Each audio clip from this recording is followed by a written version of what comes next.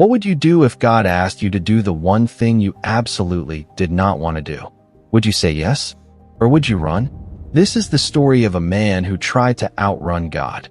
Spoiler alert, it didn't work. But what he discovered along the way changed everything. Meet Jonah. He was a prophet, someone God spoke through.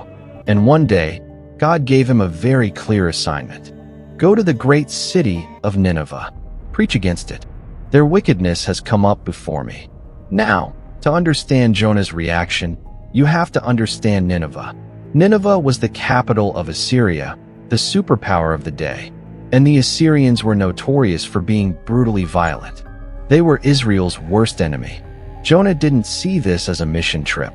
He saw it as a death wish. Or worse, a mission of mercy to people he deeply hated. I'm not going. No way. Let someone else do it. So Jonah did what none of us have ever done. He ran. He went down to the port of Joppa, found a ship going to Tarshish, which was basically as far west as you could go, paid his fare, and climbed aboard. It's done. I'm free. He thought he had escaped. But here's the thing about running from God. You can change your location, but you can't change the one who sees you. The ship hadn't gone far when the Lord sent a massive storm. The wind howled. The waves raged. The ship began to break apart. These seasoned sailors, people who had spent their lives on the water, were absolutely terrified. They started throwing cargo overboard to lighten the ship. How can you sleep? Get up and call on your God. Maybe he'll have mercy on us. Meanwhile, Jonah was downstairs, fast asleep. Can you imagine? The chaos, the panic, and he's taking a nap. Desperate for answers, they cast lots to see who was responsible. The lot fell on Jonah. Who are you? Where do you come from? What have you done? I am a Hebrew.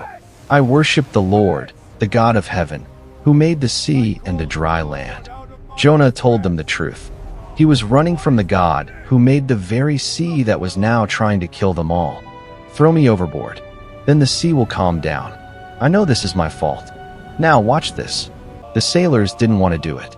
They tried rowing back to land, but the storm only got worse. Finally, they prayed to Jonah's God. Please, don't hold this against us. And then, they threw him overboard. Jonah sank like a stone.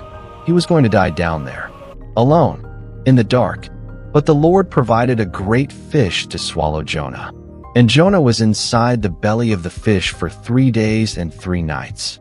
From inside the fish, Jonah finally did what he should have done from the start. He prayed.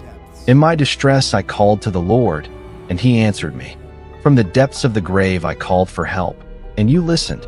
I have been banished from your sight, yet I will look again toward your holy temple. He remembered.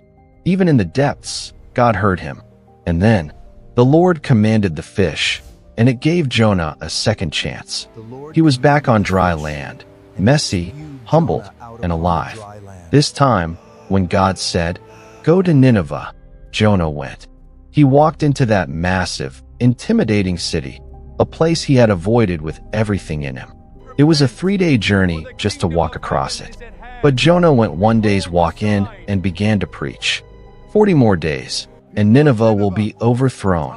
That was it. A short, blunt warning. No elaborate sermon. No clever arguments.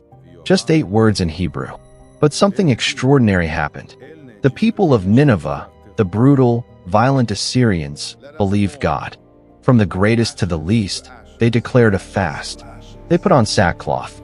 Even the king stepped down from his throne, covered himself in ashes, and ordered everyone to cry out to God. Let everyone call urgently on God. Let them give up their evil ways. Who knows? God may relent and spare us.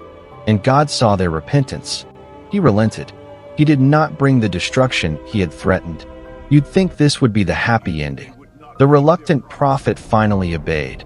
A city was saved, and God showed mercy. But Jonah was furious. I knew it. I knew you were a gracious and compassionate God, slow to anger and abounding in love. That's why I ran. I'd rather die than see my enemies forgiven. This is the strange, honest, uncomfortable part of the story. Jonah was angry that God was kind. He wanted justice for his enemies, not mercy. Is it right for you to be angry about the plant? Yes. Angry enough to die. You cared about a plant you didn't work for. Should I not care about Nineveh? That great city has more than 120,000 people who don't even know their right from left, not to mention all their animals.